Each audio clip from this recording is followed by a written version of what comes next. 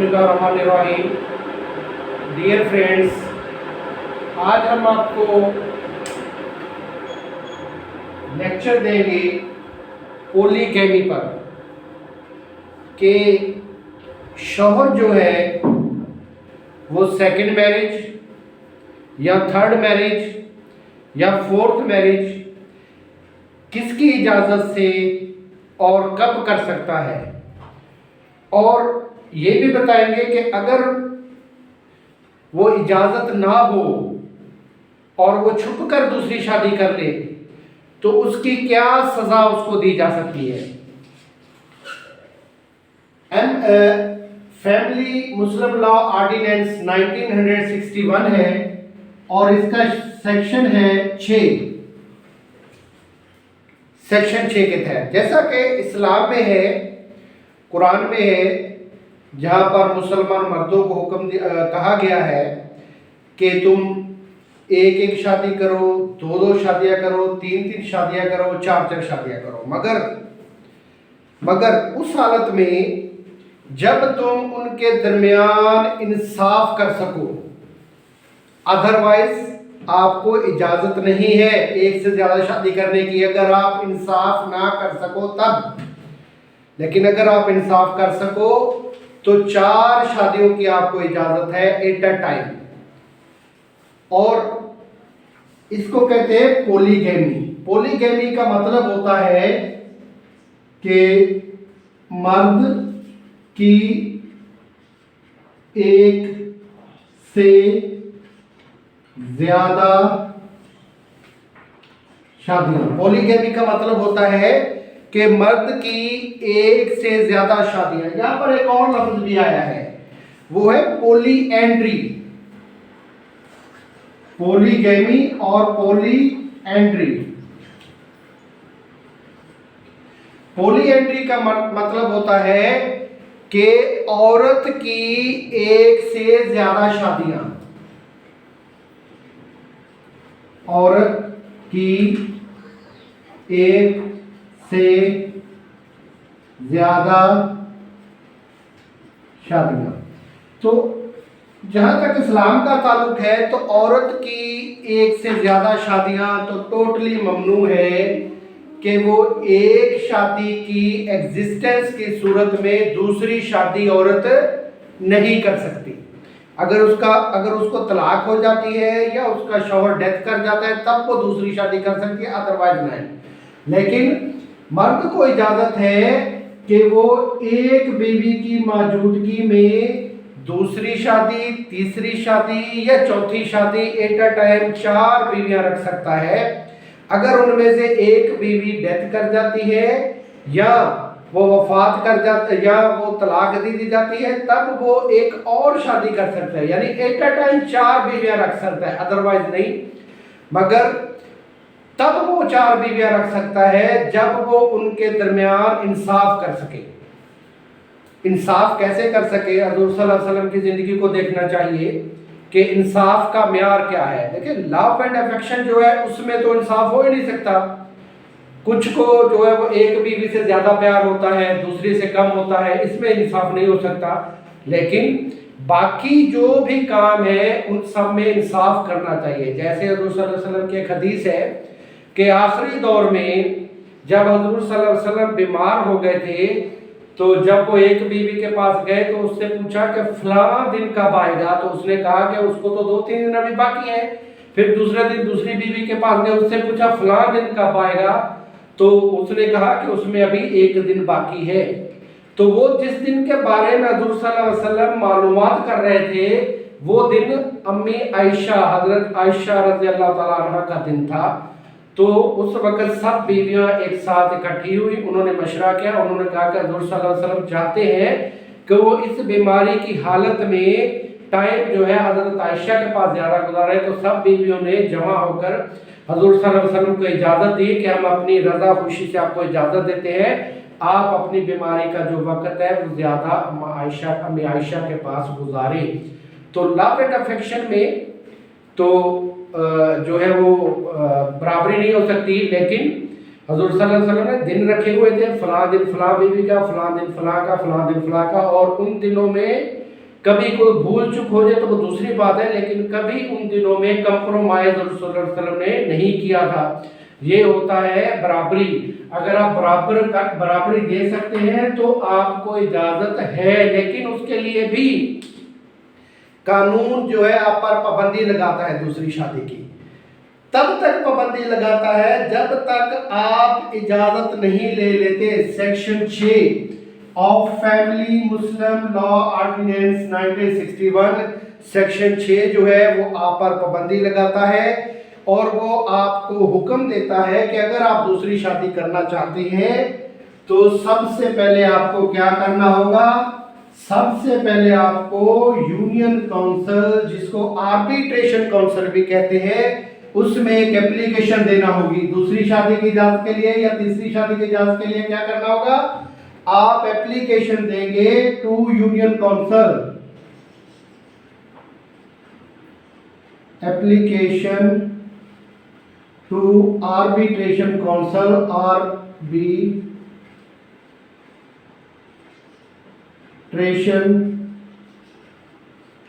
Council. Application देंगे to arbitration council किस चीज की, for permission of second marriage, for permission of second marriage.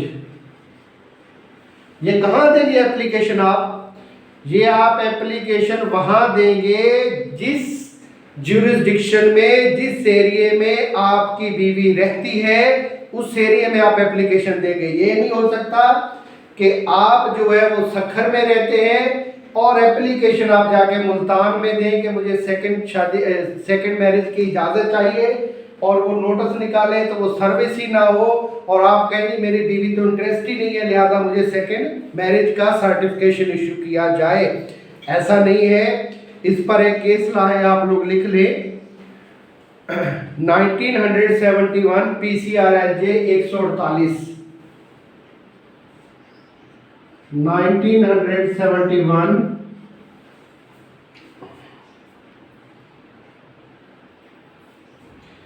PCRLJ 148 page number. इसके मुताबिक आप परमिशन की एप्लीकेशन वहां देंगे जहां पर बीवी रहती है, उस यूनियन काउंसिल में, उस आर्बिट्रेशन काउंसिल को आप सेकेंड मैरिज की परमिशन की इजाजत के लिए एप्लीकेशन देंगे। फिर आर्बिट्रेशन का काम आगे क्या होगा, आर्बिट्रेशन जो है वो नोटिस इशू करेगी। आर्बिट्रेशन काउंसिल जो है वो issue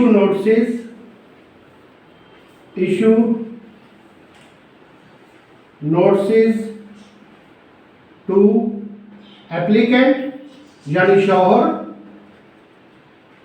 and wife are wise, यानी कि एक बीवी हो या दो बीवियां हो या तीन बीवियां हो, उसको नोटिस इशू करेगी और उनको कहेगी कि आप खुद या थ्रू रिप्रेजेंटेटिव आप आर्बिट्रेशन काउंसिल में पेश हो for appearance,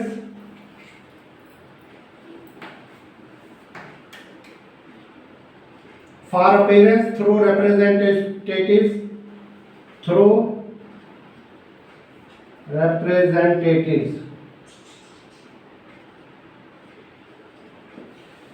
through representatives arbitration council call करेगी कि आप अपेश हो और उनको हेयर करेगी, उनको सुना जाएगा। फिर उसके बाद आर्बिट्रेशन काउंसिल जो है वो फैसला करेगी। अगर वो शौहर के हक में फैसला करती है तो वो सर्टिफिकेट ऑफ परमिशन क्या देगी लास्ट में, arbitration council issue certificate of permission, certificate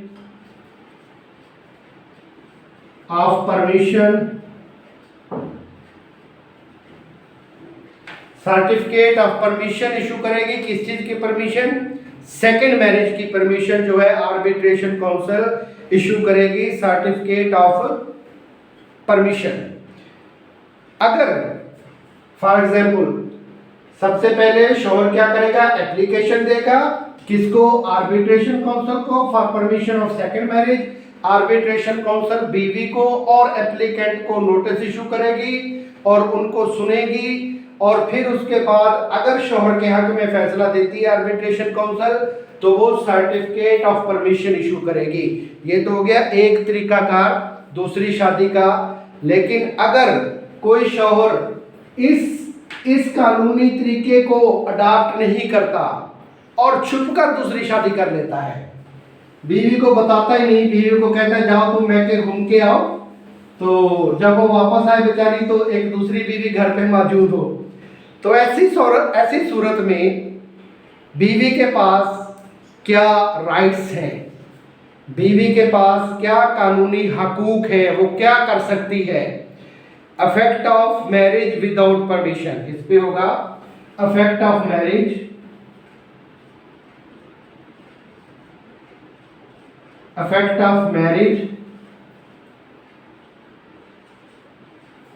without permission.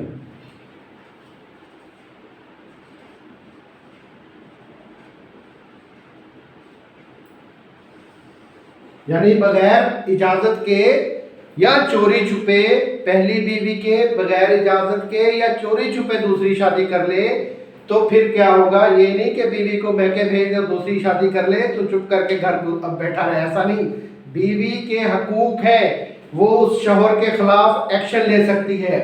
क्या कॉन्सिक्वेंसेस होंगे चुप कर शादी करने के या बगैर परमिशन के दूसरी शादी करने के। सबसे पहले इमीडिएटली आप बीवी को हक महर अदा करेंगे अगर आपने अभी तक नहीं किया। डेफर हो वो भी, या वो हक महर जो मरने के शौहर के मरने के बाद अदा करना था वो भी एट अ टाइम। सबसे पहले क्या, immediate payment of डॉवर, immediate payment of डॉवर। सबसे पहले क्या, सबसे पहले आपको बीवी जो है वो आपसे हक महर उसी वक्त ले सकती है, वो हक महर जो कि बाद में अदा करना था, डेफर हो या प्रॉम्प्ट हो, वो हक महर जो शौहर बीवी के शौहर के मरने के बाद लेना था बीवी ने, वो बीवी एट अ टाइम आपसे ले सकती है। किसके जरिए ले सकती है, रिकवरी ऑफ डॉवर जो है वो फैमिली कोर्ट के जरिए ले सकती है। मैजिस्ट्रेट या किसी और कोर्ट को इख्तियार नहीं है, सिर्फ फैमिली कोर्ट को इख्तियार है कि वो डॉवर जो है, हक महर जो है वो शौहर से दिलवाए बीवी को। इस पर एक केस ना लिख ले, 2009 CLC page number 464, 2009 CLC page number 464 के सिर्फ इस केसला के मुताबिक सिर्फ फैमिली कोर्ट को इख्तियार है कि वो हक महर वापस दिलवा सके, ना मैजिस्ट्रेट को ना सिविल कोर्ट को, किसी कोर्ट को नहीं, सिर्फ फैमिली कोर्ट को। ये क्या हो गया, पहला इफेक्ट हो गया, पहली सजा हो गई शौहर को। कौन सी, कि वो इमीडिएट पेमेंट ऑफ डॉवर, हक महर फौरन अदा करेगा। दूसरी सजा भी दिलवा सकती है बीवी, आपको जेल भी भिजवा सकती है अगर आप छुप कर शादी करेंगे तो। अगर बीवी कोई पढ़ी लिखी हुई या अगर वकील हो गई फिर तो आप पक्के जेल में हो, दूसरी शादी अगर छुप कर करोगे तो दूसरी शादी के लिए क्या हो सकते हैं, सबसे पहले तो वो हक महर बीवी जो है वापस ले सकती है एट अ टाइम। दूसरा, आपको 1 साल की सजा भी दिलवा सकती है, कन्विक्शन, आपको जेल की चक्की भी कसवा सकती है, कन्विक्शन ऑफ 1 ईयर। कितनी सजा, कन्विक्शन ऑफ 1 ईयर, 1 साल की सजा। अब देखिए यहां पर 2 उसको सजाएं आ सकती हैं, एक या 1 ईयर, कन्विक्शन ऑफ 1 ईयर और फाइन या फाइन। एक तो वो हक महर अदा करेगा, हक महर लेने के लिए बीवी को कहां जाना पड़ेगा, फैमिली कोर्ट में। दूसरा, उसको कन्विक्शन होगी, जेल जाएगा 1 साल के लिए या फाइन। उसके लिए बीवी को कहां जाना होगा, उसके लिए फर्स्ट क्लास जुडिशियल मैजिस्ट्रेट के पास। फैमिली कोर्ट नहीं सजा दे सकती, फर्स्ट क्लास जुडिशियल मैजिस्ट्रेट। इस पर भी केस लिख ले, PLD 1985 Lahore 165, PLD 1985 Lahore, page number है 165। कहाँ जाएंगे? जुडिशल मैजिस्ट्रेट के पास। दो सजाएं हैं, दोनों अलग अलग कोर्ट में जाना होगा बीवी को, डॉवर के लिए, हकमेर के लिए फैमिली कोर्ट में, और जेल भेजने के लिए अपने शौहर को वो जुडिशल मैजिस्ट्रेट के पास, और किसी को इख्तियार नहीं है उसको जेल भेजने का, सिर्फ जुडिशल मैजिस्ट्रेट को इख्तियार है। यहाँ पर एक और पॉइंट टूटता है। मिसाल तौर शौहर ने दूसरी शादी तो कर ली बगैर इजाज़त के, और उसको ये सज़ा भी हो गई, उसने डॉवर भी हकमहर भी अदा कर दिया, और उसको 1 साल की कन्विक्शन भी उसने जेल में गुजार ली। अब दूसरी शादी का क्या होगा?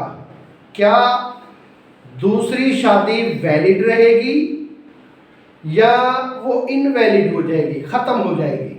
तो इस पर एक केसला लिख लें, 1991 CLC नोट, केसला है 1991 CLC नोट 238, पेज नंबर है 184। ये केसला कहता है कि अगर शौहर ने दूसरी शादी पहली बीवी की या बीवियों की इजाज़त के बगैर की है तो वो दूसरी शादी वैलिड ही रहेगी, वो इनवैलिड नहीं हो जाएगी। The failure to take permission of second marriage does not render second marriage is void. Second marriage intact रहेगी, वो वाइड नहीं होगी। यहाँ पर एक और सवाल भी होता है, वो ये कि जब उसने दूसरी शादी की शौहर ने, तो उसमें जो निकाह हुआ है और जो विटनेसेस हैं, क्या उनको भी ये सजा आएगी, कन्विक्शन आएगी, या सिर्फ शौहर को आएगी? इस पर भी एक केसला लिख लें, 2004 YLR, पेज नंबर 2242, 2004 YLR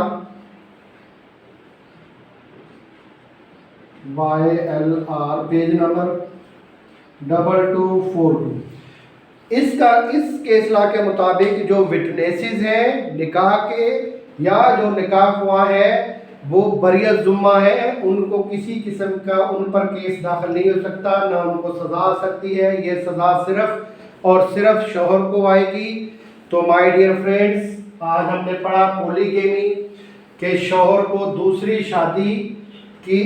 शादी करने के लिए क्या क्या कानूनी रास्ते इख्तियार करने पड़ेंगे, और परमिशन लेनी पड़ेगी आर्बिट्रेशन काउंसिल से, और अगर वो आर्बिट्रेशन काउंसिल से परमिशन नहीं लेता तो फिर जो है वो उसको कौन सी सजा आएगी? नंबर 1, वो हक महर फौरन अदा करेगा।